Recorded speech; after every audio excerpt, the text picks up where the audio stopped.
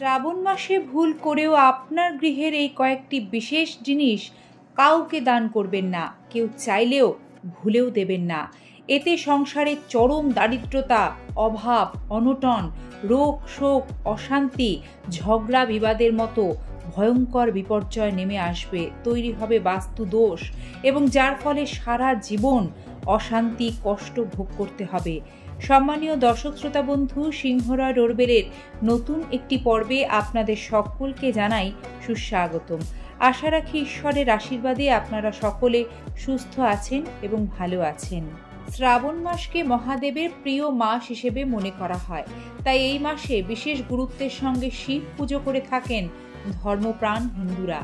এই মাসটিকে হিন্দু ধর্মে পবিত্র মাস হিসেবে মনে করা হয়, সেই কারণে শাস্ত্রে শ্রাবণ মাসে দান ধ্যান করার নির্দেশ রয়েছে। তবে এই দান ধর্মে রয়েছে নানান নিয়ম। কখন কি দান করবেন তা জানা আছে তো? শাস্ত্রে দানের একাধিক নিয়ম উল্লিখিত।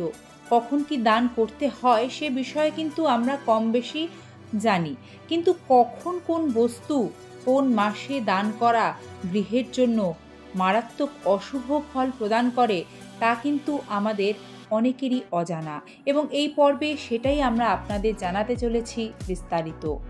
ধর্মীয় শাস্ত্রে দান ধর্মকে পুণ্যের কাজ বলা হয়। শুদ্ধ মনে ও কোনো স্বার্থ ছাড়া দান করার পরামর্শ দেয় সনাতন হিন্দু ধর্ম।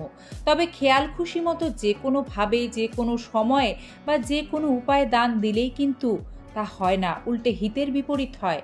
দান করার কিছু নিয়ম রয়েছে যা মেনে চলা উচিত, তা না হলে ব্যক্তির জীবন সমস্যায় ঘিরে যেতে পারে।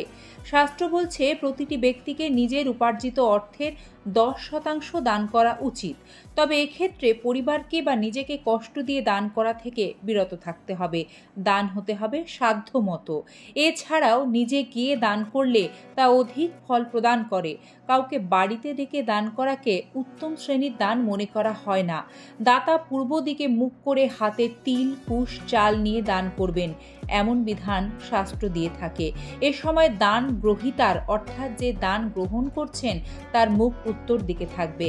শাস্ত্রে পূর্ণিমা, অমাবস্যা, সংক্রান্তি গ্রহণ ছাড়াও বিভিন্ন সময় দান করার কথা বলা রয়েছে, কিন্তু কখন দান করবেন না সে বিষয়ে কিন্তু এই শাস্ত্রই আমাদের সেই আদি প্রাচীন কাল থেকে বলে দিয়ে আসছে। শ্রাবণ মাস চলাকালীন যে জিনিসগুলো আপনারা ভুল করেও কাউকে দান করবেন না বা চাইলেও দেবেন না তা জেনে নিন একে একে। শাস্ত্র বলছে বিশেষ করে শ্রাবণ মাসের সন্ধেবেলা এই জিনিসগুলি কাউকে দিতে নেই।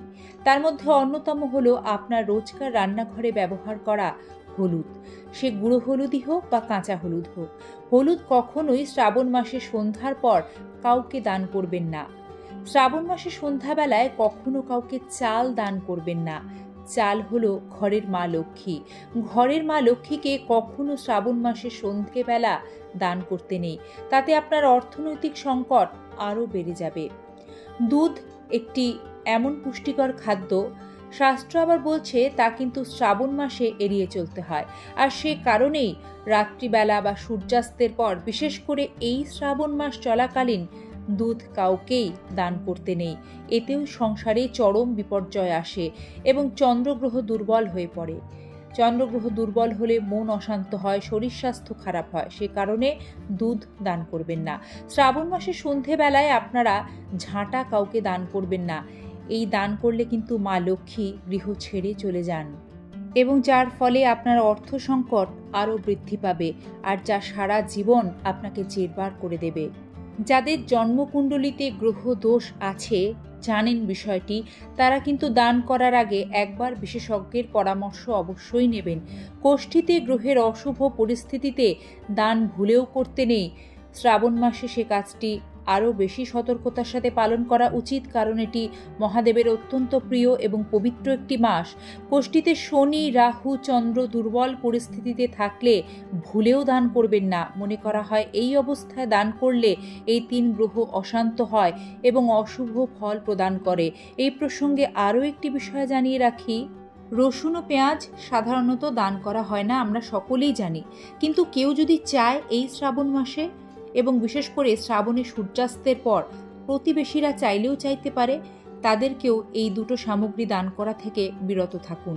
কেতু অনিষ্ট শক্তির অধিপতি, সূর্যাস্তের পর নানান ধরনের টোটকা করা হয়, তাই এই সময় পেঁয়াজ রসুন দিলে কেউ আপনার ক্ষতি সাধন করতে পারে, আবার অশুভ শক্তি আপনার ওপর প্রভাব বিস্তার করতে পারে, তাই পেঁয়াজ রসুন দেবেন না। বন্ধুরা, এই শ্রাবণ মাসে, বিশেষ করে শ্রাবণ মাসে সূর্যাস্তের পর দই কাউকেই দান করবেন না বা দই কাউকে দেবেন না। দই দান করলে অশুভ ফলাফল ভোগ করতে হয়। দই শুক্রের সঙ্গে সম্পর্কযুক্ত। শুক্র ব্যক্তির ভৌতিক সুখ সমৃদ্ধি বৃদ্ধি করে। সূর্যাস্তের পর শাস্ত্র বলছে এই দই দান করলে শ্রাবণ মাসে পরিবার থেকে সুখ সমৃদ্ধি নাশ হয়ে যায়, যার ফলে কষ্ট পেতে হয়।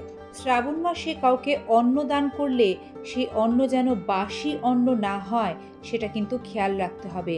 সোজা কথায় কাউকেই শ্রাবণ মাসে বাসি ভাত দেবেন না, এতেও কিন্তু সংসারে চরম বিপর্যয় আসে।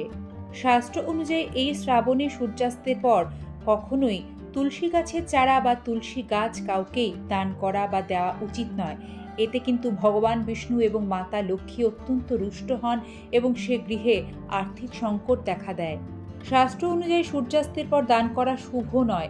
সূর্যাস্তের পর যে দান করা হয় তা অশুভ শক্তিকে উৎসর্গ করা হয়। সে কারণে গোটা শ্রাবণ মাসের প্রত্যেকটি দিন আপনারা এই বিষয়গুলি অবশ্যই মাথায় রাখবেন। যা এই পর্বে আপনাদের বিস্তারিত জানানো হলো। শ্রাবণ মাসের কখনোই বিষয়গুলি আপনারা কাউকে দেবেন না, বিশেষ করে সূর্যাস্তের পর একেবারেই নয়। পরিবার এবং গৃহের কল্যাণে শ্রাবণ মাস সম্পর্কিত ঠিক এমনই নিয়ম নীতি টোটকার ধারা অব্যাহত থাকবে আগামী পর্বেও। সে পর্যন্ত অনুরোধ রাখবো সকলেই এই ভিডিওটি আপনজনদের মাঝে শেয়ার করে দেবেন। আশা রাখি আজকের পর্বটিও গৃহ এবং বাস্তুর কল্যাণে সামান্য হলেও আপনাদের উপকারে আসবে। সুস্থ থাকবেন, ভালো থাকবেন এবং সাথে থাকবেন। হর হর মহাদেব।